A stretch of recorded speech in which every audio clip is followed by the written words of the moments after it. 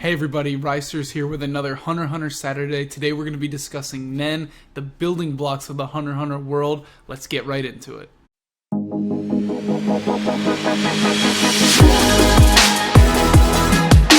All living beings in the world of Hunter x Hunter produce what's called aura and or Nen.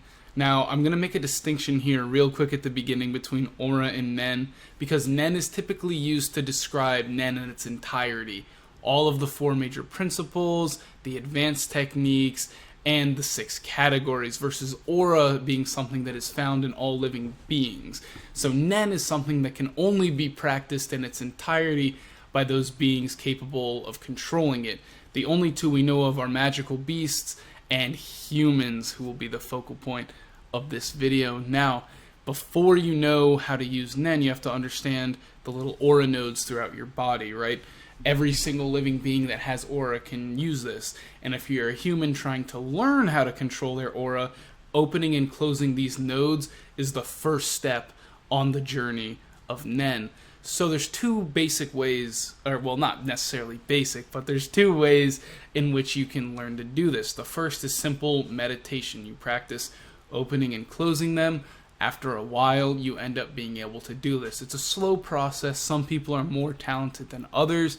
However, this is typically how most Nen users are introduced to it and begin learning. However, if you're bent for time, or you really need to develop quickly, or if you happen to be fighting in Heaven's Arena and get brutally initiated by some of the bitter competitors, initiation is the other option, which is where a Nen user, and the best example of this is Wing with Gon and Killua, a Nen user using their Nen to forcibly open the nodes on someone else. Now, when it's done by someone like Wing to Gon and Killua, there's no harm to them because he's an experienced user and he's doing it with no ill intent. However, in examples that we see in Heaven's Arena, what ends up happening is unexperienced Nen users attack non-users with their Nen abilities, resulting in grave injuries. Usually, these people are disabled to some capacity, some worse than others, but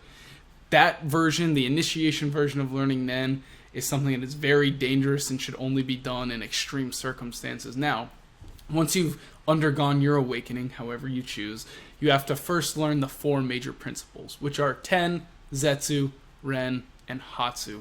Ten, very simple, just controlling the aura around your body. Normally, like we discussed earlier, it's just kind of leaking off of your body, and this is not good, especially, and this is one of the other reasons why initiation can be bad, if you're not practiced in 10, all the aura from those nodes that are now open just leak out, and you can be subject to fatigue, maybe even passing out.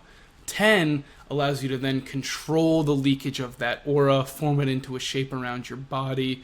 This allows you to defend yourself against basic Nen attacks, though the effectiveness is not that high and you need more advanced principles in order to safely fight with Nen. 10 is just very simple, controlling the aura around your body, making sure the flow is right and straight and narrow, just uniform. You know how it is, just keeping it around the body. Now, Zetsu is the complete stopping of aura. This is where you completely suppress your aura in order to hide yourself. No longer can you be detected through your Nen being perceived by other users. Now, you have to be very careful when you use this. A great example of this is when Killua is in Heaven's Arena and he's trying to get a read on Castro. He activates Zetsu to try and sneak up close to him, get a look at him, but Castro saw this coming.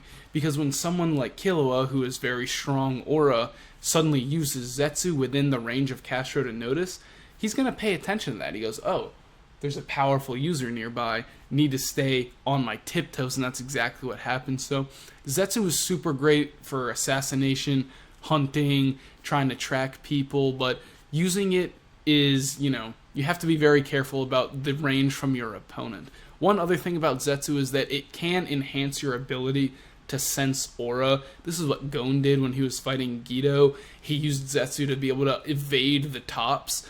However, as we saw, it leaves you quite defenseless and results in pretty severe injury. Now, Ren is basically the offensive version of 10. 10 is just controlling that aura Ren is now enhancing it. It's an outward, very explosive use of Nen that just enhances you. Typically, this just develops a large pool of aura, either to just attack with in its raw form, or to fuel a Nen ability of that Nen user. So Ren is also the building blocks of bloodlust, essentially, in the Hunter x Hunter world. So by using your negative, angry, hostile emotions and imbuing that into your Ren, what ends up happening is you develop a bloodlust. Illumi did this to Killua constantly throughout his life. In his younger years, now not so much. And then when we saw Zushi fighting Killua, and Zushi was in that heightened state, losing that fight, he activated it.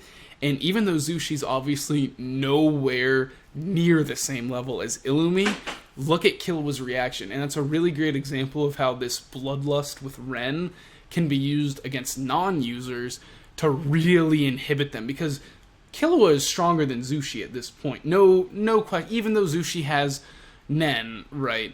Killua is a monster in this regard. Zushi would only win because of his knowledge of Nen.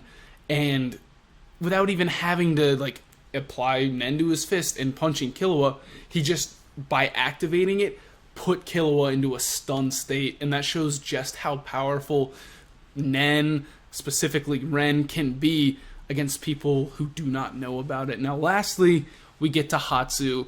Honestly, despite it being the most complicated when you dig into the weeds of it all, it's the simplest in explanation, because it's simply the personal expression of Nen. We're going to talk more about Hatsu later on, but first we want to go over some of the advanced techniques that expand upon the 4 basic principles. The first of the advanced techniques is Guillot. This is an advanced application of Ren where you focus your aura towards one part of the body. We see this most commonly used at the eye level, right? We see advanced aura users using this to be able to detect either things that people hid using In, which is another advanced principle we'll talk about next, or traces of aura left by Nen fights or just aura users using their ability in some type of area. If you've ever played the Batman Arkham games, if you haven't, go check them out. They're super fun. Oh my gosh, they're fantastic games, guys. But I liken Guillot, when it's used in the eyes, to be like detective mode in this game, right? You can see things naked to the bare eye. You know, you can detect secret things that people are trying to do with their aura. It's a really helpful technique, and not using Guillot actually contributed to Castro's defeat against Hisoka, which also had something to do with In, which is the next advanced technique. So this is just an advanced form of Zetsu where instead of suppressing the aura in yourself, you're using it to but disguise your technique. Hisoka does this. We see this a lot in transmuters and conjurers, namely Hisoka and Kurapika, because both of them use In a lot in their abilities. So, but like I was talking about with the Castro fight, you had Hisoka disguising his bungee gum with In, and if Castro had used Guillot, he might have been able to detect the sneak attacks with the cards in the hands from Hisoka. Now, that being said, I don't think there's any world where Castro defeats Hisoka. Hisoka is a fucking monster. Hisoka wins that fight either way. However, it's just a good example of how if Castro had used Guillot in that fight to counter In, Hisoka would have had to come up with a new tactic in order to win the fight. So no matter how strong you get, these principles always come in handy, and it's important to never forget about them. Now, next up is En, which to me is the coolest of all the advanced techniques. Now, if you've ever seen One Piece and you know Law's ability where he can create the room, En is essentially that. I mean, not in the same function, but they look the same, and they look super fucking cool, so I really like it. So, En is just your advanced application of Ten and Ren. Basically what happens here is, firstly, you use Ren to create a large radius of aura around your body, and then Ten just shapens it up in order to keep a solid structure that you can use. Now, what's the point of creating this little ring of aura around yourself? Well, any person, object, anything that enters this field, you have an enhanced perception of. So if I'm coming in to attack you, you'll immediately sense it once I enter your En range, whatever that is. Now, the minimum requirement for it is 2 meters away from your body in radius and being able to last for 1 minute minimum. Now, masters of N are said to be able to do a 50-meter radius. There's no time given for this, but I have to imagine, you got to be able to keep it up for a while. Oh my God. You got to be able to do it for a while, and obviously as you grow with Nen, I'm sure people who can hold it for 50 meters could probably keep it up for at least an hour or so. It's an estimation, but there's 2 really good examples of like interesting and like mind-blowing uses of N. First up, Xenozoldyck. He was the one that encasted his whole N throughout that big mansion. He was able to do 300 meters. That's ridiculous. We're talking about masters doing 50, and he can do 6 times that.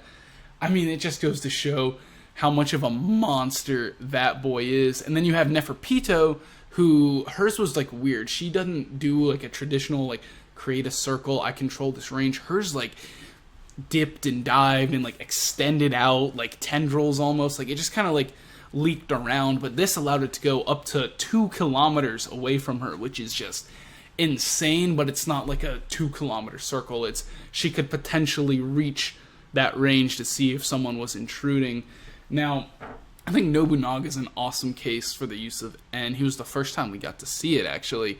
And it's really cool because his use of it was the coolest. I mean, I said cool like 5 times right there, but you know what I mean, right? He specifically set it to be the range of his sword, which meant the second anything touched it, no thinking, he just swings. And he's obviously a master of the blade, right?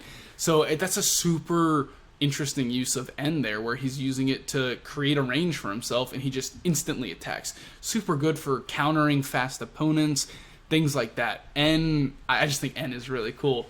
Now, we're just talking about Nobunaga, a sword user, so we come upon the sword user's advanced technique, aka Shu.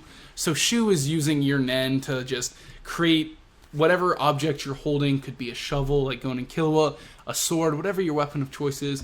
You basically create your Nen aura around it, and it becomes an extension of your body. And I call it the swordsman technique just because, swordsmen are cool. People love badass, edgy anime swordsmen, and they have to be able to, use their best techniques with their swords. So it's just, every series got to have their version. Shu is Nen's version. That's all it is.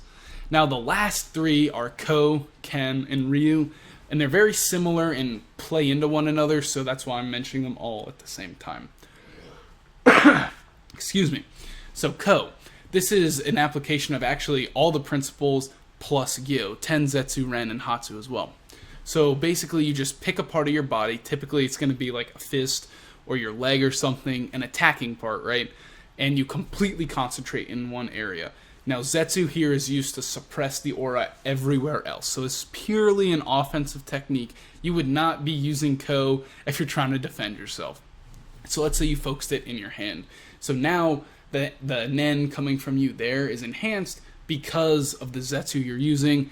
And then your Ten keeps it nice and shapely. Ren enhances it. Guillot obviously comes into play here because you're focusing it into one part of the body. Now, the defensive version of this is Ken. However, whereas we saw with Ko, you're focusing everything into one area, Ken is basically Ren over your whole body to create a defensive shield, right? It's a balanced technique where whatever your level of strength is, let's say it's 100 points, right? You now have 100 points of defense on your whole body. Whereas with Ko, maybe I can go up to 150 with that punch, and then come in and hit you and break through that armor. So Ken is great, but it's balanced, right? So it's restricted in that sense. That's where Ryu comes into play. This is basically being able to switch between Ko and Ken at will. The way it's described in the series is, let's say, I come in with that 150 punch I was just talking about, right? I'm using my Ko and I'm coming in to hit you, right? And then you're like, oh, shit, he's coming for my head. Let me just take some from like my legs and my lower body and distribute it to my head, so I still have some defense throughout the rest of my body, but the majority of it, I've now gone up to 200 points of defense in the head region to block off that technique. And this can obviously be done any percentages of your aura as it flows. it's really just the most advanced form of aura control if you think about it. It's being able to, in combat, gauge your opponents and make your own adjustments accordingly to be able to defend yourself. Super important for high-level fighting in Nen. I mean, this is something that all fights of Nen, every single person is doing this, whether we really see them doing it or not. It's basically the foundations for the rest of these fights.